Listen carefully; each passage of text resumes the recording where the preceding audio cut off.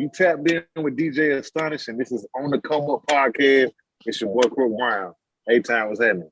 This an open letter from a trio nigga. This an open letter from a trio nigga. Hit them pussy niggas with the steel nigga.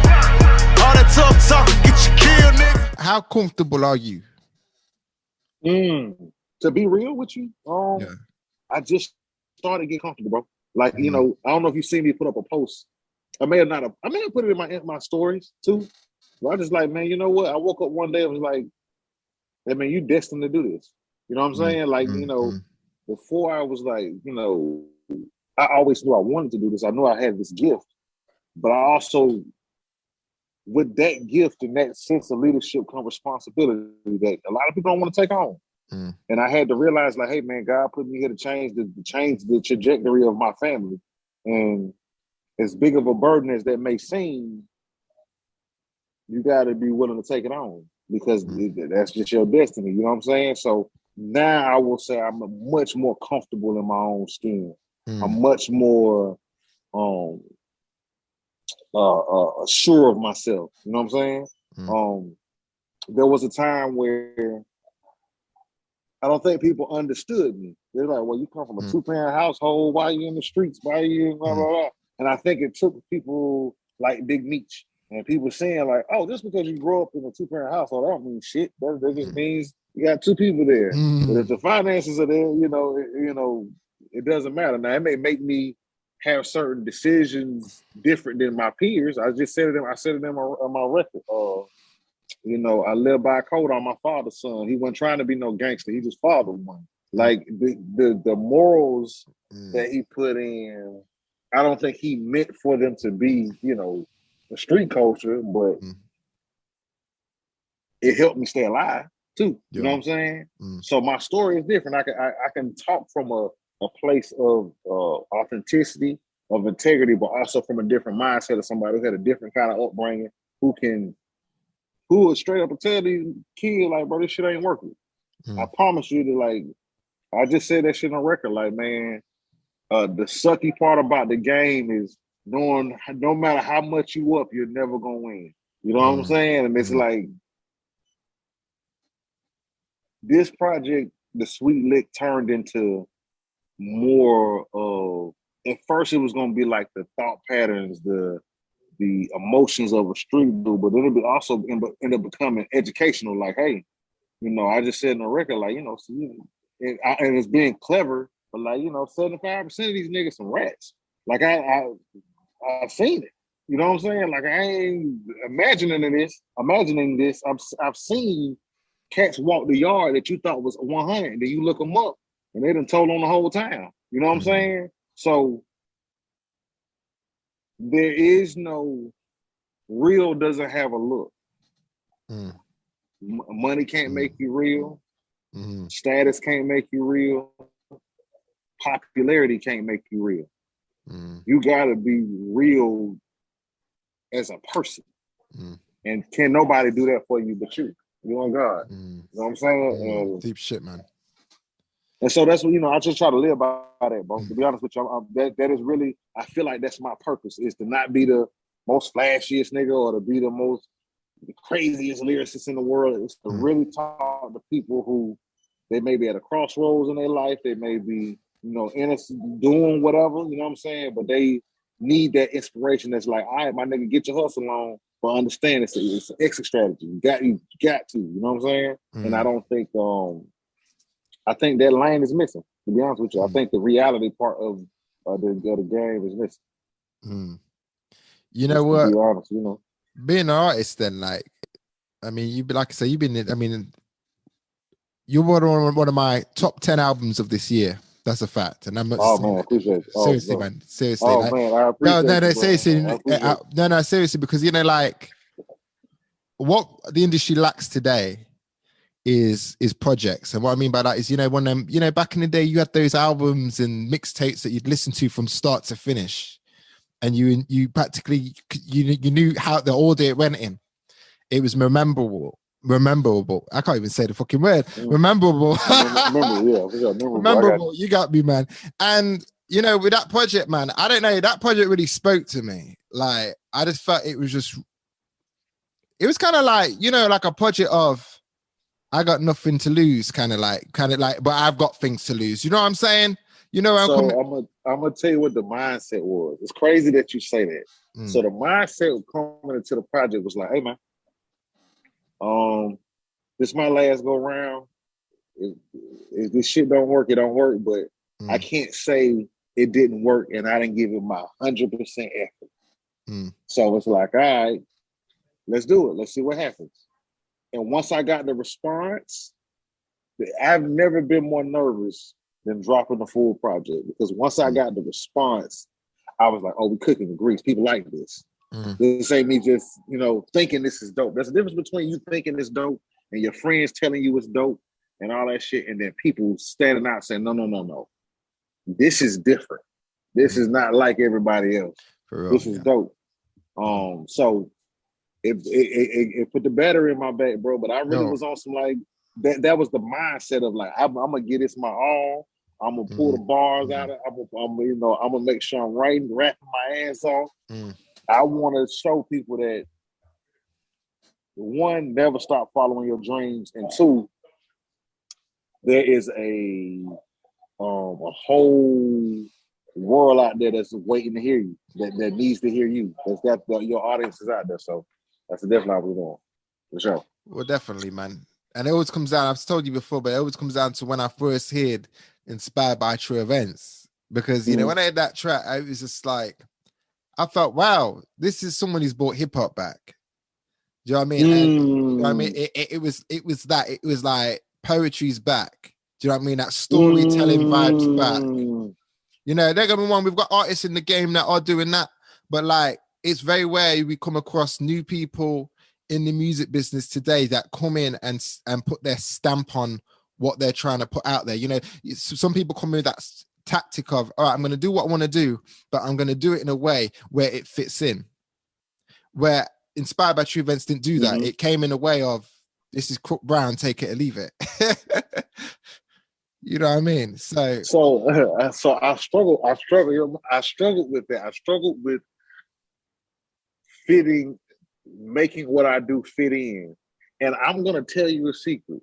That was my version of making what I do fit in. It was really like, hey, this is as close as I can get to fitting into what's going on, but I don't ever want to lose the authenticity of me. And if it doesn't sound like everybody else, cool. That means when you put me on, you're going to pay attention. You're going to intentionally like, man, I want to listen to Crook right now. It may not fit into the playlist of everybody else, and that's cool. That's okay, because that means you really are a follower because you decided you wanted to listen to it. You know what I'm saying? And I got your ear, and once I get your ear, I ain't letting it go. That's one thing about it. Once I get your ear, I ain't letting it go.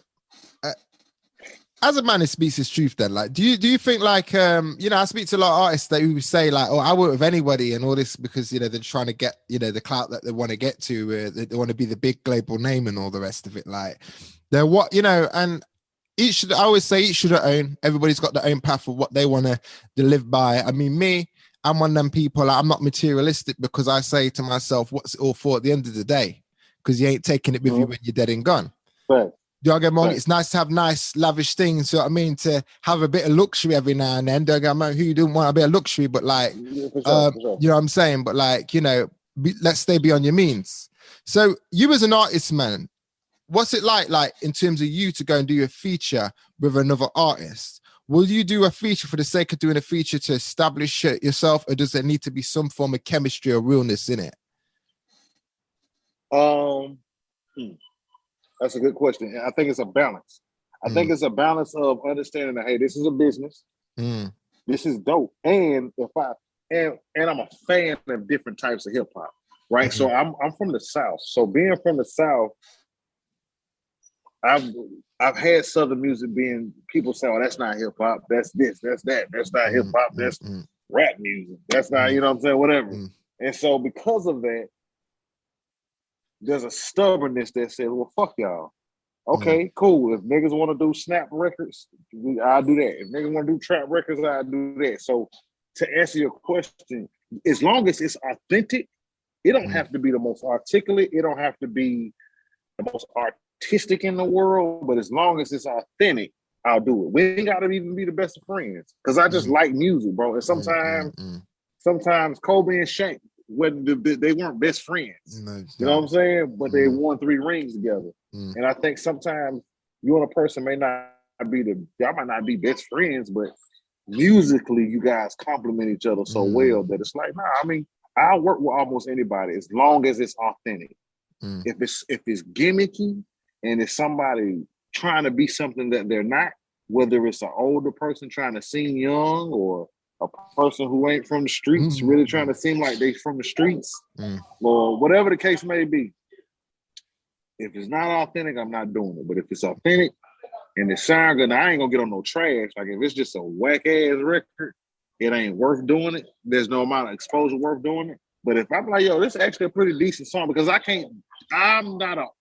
am a consumer, because I do love hip hop for as a passion, but I'm not the typical consumer. I'm always looking at it from an artist standpoint. I've never been able to take away the artistry. You know what I'm saying? So I since I'm not a typical consumer, who am I to say what's hot? I just want to know that it's authentic and that I can get with it. If I can't get with it, then it's gonna be hard for me to write to. But if I can get with it, oh, this is dope, I'll do it. You know what I'm saying? Like, I got a couple features. You just remind me, I got a couple features to knock out this weekend. Today, as a matter of fact, I got to knock out. But yeah, man, I'm open to work, bro. I want to work with people in other countries. I'm not stuck on. I have realized that the world is a big place, and you kind of helped me realize that too. Like, there's a whole nother world on the other side of the world. You know what I'm saying? Yeah, for real. And there's people and there's an audience there for you too. And maybe it's a lot of artists struggling to get on in America that don't realize, hey, if you open yourself to the market that's out there, the world, you may find an audience, and you may be going to the Philippines to do 100 shows a year, but who cares? Somebody is attached to what you got going on, and I think Americans have been sold the illusion that this is it. When there's a whole like market of, I look at YouTube and I look at artists from Trinidad and Tobago that's got 400 million views, and then you look at the most popular artist in America that's got 90 million views. And so I pay attention to those kind of things and realize like, oh, it's a whole world out there. So I'm making music for whoever want to listen. That's just real. I want to do some Afro beat. I want to do some trap shit. I want to do some boom bap hip hop shit. I want to do it all, bro. I love the culture. That's me. I hear you, man. How do you think that comes down? Like, like being stereotyped. Where do you think the stereotype comes from? Like you say, you want to do it all. So, for example, we're having this conversation and we're talking about like people would listen to, inspired by true events and think, oh, this is just a hip hop nigga. You know what I mean? Like they think, oh, this is what he does. Do you know what I mean? There's that stereotype there. And I think some people are afraid to admit they like certain genres. Let's admit it. Like some people are afraid to admit that, oh, I like a bit of country music. Do you know what I mean? So, I'm following. People ask me, bro, if I could sing, you would never hear me rap. I'm a bigger R&B fan than I am a hip hop fan by far. Like just by far. I do think people are uncomfortable saying that, hey, as a hip hop guy, I don't even consider myself a hip hop guy, but I realize that unfortunately people tie great lyricism to East Coast hip hop versus realizing that Scarface is from the South too. 3000 is from the South too. T.I. is from the South too. Big Boy is from the South too. J. Cole is from the South too. Big Crit is from, we've been had lyricism, but when it doesn't fit into a certain box, oh, that's some hip hop shit. No, it ain't. Like this trap music. This really trap music. I'm talking from. This is trap music in its purest form, really from the trap. It's not be making up a bunch of shit and putting it behind an 808 drum beat and calling it the trap music. You know what I'm saying? Like this is really from, I really stood on them corners. You know what I'm saying? I really been in shootouts. I done really pulled armed robberies. I know what it's like to be can't nobody tell you what it's like when you kick that door in unless you really did it. You know what I'm saying? Can't nobody tell you what it's like to be in a shootout once you get on the side of the other door, once you get on the other side of that door unless you really did it. You know what I'm saying? So again, that to me is, you call it whatever you want. It's just this real music. This is authentic music. And I'm coming from an aspect of I've done this. So I can tell you, hey, this is bullshit. This is real. They lied to you when it comes to this. And this is the truth. And be authentic about it. Tell you, hey, it's not gonna always be bottles of bitches, and it's not gonna always be shitty. It's gonna be somewhere in the middle. And it's gonna be more pain than celebration. So understand that's what you're signing up for. And if you want a person that's lived it, then this is therapy for you, just like it is for me. Well, when you rap, then like you put a track together. What does it do to you emotionally when you're putting your story out there? When you record, when you spit in your lyrics, man, what does that do to you? It depends on what I'm talking about.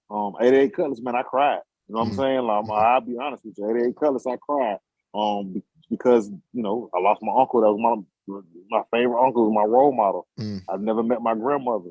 I got cousins that I haven't met that we talk about all the time that died before I was born. So, at the time I had just lost a cousin I had just got reconnected with. He died in Las Vegas. So it was kind of like me talking to them was therapy. I lost my best friend. So, I cried. So I did Inspired by True Events in business. I wrote them the same day. I was angry. You know what I'm saying? It put me in the mindset of 20-year-old Crook who was on his way to go do some shit. And I was able to speak from that, because you got to think, I've never been to therapy. So this is my way of getting those emotions out. Now, maybe I can't say certain things, and that's just the curse of being in the streets. Certain things you got to take to the grave with you. But this is at least me being able to express that. My emotions aren't monolithic. I'm not, it's just, I ain't hard every day. You know what I'm saying? Yeah. And some days I deal with trauma. You know what I'm saying? Like, it's just, I just say, man, I said that in the record on the next project, like how we complain with all the trauma that we cause, all the scars we must wear just so real niggas ball. Like, that's the truth. It's a bunch of war wounds just so we can have some money. You know what I'm saying? It's just the reality. Yeah, I mean, it's the war on drugs. Like, that's literally it. It's the war on drugs. So all the scars that come with it, you losing homeboys, you're going to prison, all the times you've been profiled, every time you've been ran for the police, all the times you've been shot at, all the fist fights, all the arguments, all the times you done balled out in the club. It's all a part of that shit. And it deserves the full story. And I think a lot of people are telling you half of the movie without giving you the introduction and the ending. Everybody want to be Scarface until it's time to die. You know what I'm saying? And that's just the reality. Yo, that's real. That's the real. Everybody want to be Scarface until it's time to die. And you got a bunch of young black men and Latino men out here attempting at that every single day. And most of us lose. You know what I'm saying? And ain't nobody saying shit to them. That's why you got rappers out here like, nigga, you rich. Why is you out here killing each other? Y'all rich. What else you want? That was the goal. But see that we've glorified the bullshit so much that that's not the goal. You know what I'm saying? They don't understand that they won. They don't understand that they won. Now it's just like being a street. A regular you still a street nigga. Like you're a famous multi-millionaire rapper, but you'd rather die a street nigga. You know what I'm saying? And don't nobody tell you, hey man, that's crazy. That don't make sense. Because everybody's too busy profiting off of you. And if they ain't profiting off of you, they lost themselves. You know what I'm saying? And that's just the real. That's just the honest to God truth. Is that everybody wanna be a gangster till it's time to be one. You know what I'm saying? And that's the God honest truth, bro. And that's why people like me are necessary. When you look at your life now, like growing up, your hustles and the things that you've gone through that have shaped you today, knowing what you know now, would you say there's a lot of things that you would have done differently? No, Okay. absolutely not. And here's why. If it was in this time period, yes. There's a lot more opportunities, a lot more things. The social media didn't exist when I was 12 or 13 years old. So we thought that the only way I could get out here and make some money every single day consistently, fast, was hustling. You know what I'm saying? Now, obviously, now I know, hey, I could have went and cut grass. I could have went and did those things. But then I also wouldn't be crook. Like, you wouldn't have the stories. Like, there's pain in the painting. Like, you need the pain for the painting. You know what I'm saying? If I don't endure some of this trauma, then the stories aren't that good and I can't relate to you. Because I ducked all that. You know, not to say that anybody who went to school and did it the right way, I applaud you. People try to make it seem like that's the corny way or whatever the fuck that is. Like, I know some real niggas that got PhDs. You know what I'm saying? Like, they real, they 100, they themselves. And you ain't gonna play with them. They gonna beat your motherfucking ass, but they ain't trying to be no tough guys. You know what I'm saying? Because they ain't necessary. That ain't what they trying to do. So they get to understand my story because they come from the same environment. But no, I wouldn't do it over because, again, I wouldn't be me. You wouldn't get to run my own race if I wasn't a side nigga making bad relationship decisions. Real talk. You wouldn't get inspired by true events if I never hit a lick. There would be no events to be inspired by. You know what I'm saying? You know, you wouldn't get going up if I've never had lived a lifestyle to be reflective enough to say, was this worth it? You know what I'm saying? You wouldn't get season 1 if I never leave the lifestyle to say, hey, is this worth it? Like, all this shit is, it seemed like a good idea, but maybe not. It's more traumatic than it is celebratory. You know what I'm saying? So I look at myself as like a spokesperson for the people that are on the fence. We got some people that just want to die street nigga. You know, they're going to be a gangster to the day that they die. You got some people that want to do something different. And if I've never had the experiences, if I never went to the feds for a couple of years, if I never shared a roommate, my roommate had 25 years and he was in his 50s. You know what I'm saying? So those kind of experiences allow me to talk from a real place. It may not always be my circumstance, because I didn't get 25 years. It may not always be my circumstance, but I can tell you, like, hey, man, I know what it's like for somebody to be in that 50 years old and still got 15 more to go. You know what I'm saying? And that's a real talk. That man lost the last of his prime years from 40 to 50 in prison. Making soup, making tuna nachos, you know what I'm saying? And stealing vegetables out the kitchen. That's the truth. Like, don't nobody talk about like the kingpin stealing vegetables out the kitchen. You know what I'm saying? For stamps. Like, straight up, stealing chicken out the kitchen, raw chicken. Like, that's the truth, bro. Yo, fam, you know what, man? It's true because, you know, I say it all the time, you know, you can't teach experience. You have to go through it. You can tell you can give the tools, or, you know, this is what it's like if you go down this road, son, but you're never going to understand it until, like you say, you've had pain in the painting. So I salute you, man, for owning that. And that tells me, like, you're probably at a place of finding that contentment for the first time in your life to be able to sit there and say, for sure. You know what I mean? Like, you know what? I wouldn't change a thing, because you got these people, I always say you shouldn't wish your life away and you shouldn't regret, because if you learn from your experiences, man, I think that's the biggest accomplishment. And there's some people sit there, oh, this happened, and they fall victim to the circumstances, they dwell on it, and all the rest of it, and they think they can change it, but you can't change the past, but you can change the future. It don't matter. You can change the future, and your past is what makes the future brighter. If it was always gravy, if it was always beautiful, then you would never look for the rainbow at the end of the storm. Like, for real, there would be no need to. For real, man. But that makes the rainbow that much more beautiful. You know what I'm saying? Yeah, man. So real, man. I really appreciate being able to speak from a truly honest place and people understand what that's the reason why we did the interview on the first album, because I didn't want to misconstrue this as bragging. This is more yo, this is what it's really like from an everyday standpoint. This is how you are when you're in love. This is how you are when you reflective. You know, so I appreciate the space I'm in because I'm the torchbearer for the UGKs, for the 8-Ball and MJGs, for the Outcasts, for the Trick Daddies. I am the torchbearer for them, that reality rap, that get the ghetto boys. I come from a long line of Southern MCs that spoke from truth, and it wasn't just about technical skill. It was about talking to a group of people who needed a voice, and I'm here to carry on that tradition.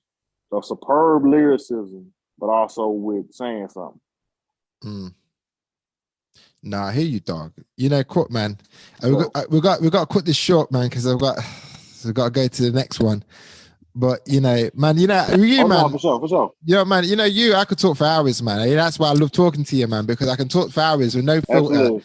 You know what I mean? Sure. And we can always speak in a language where we understand each other very simple, man. And it's just nice when I get to touch down. You know, you're one of my favorite guys to talk to in this game, man, for real.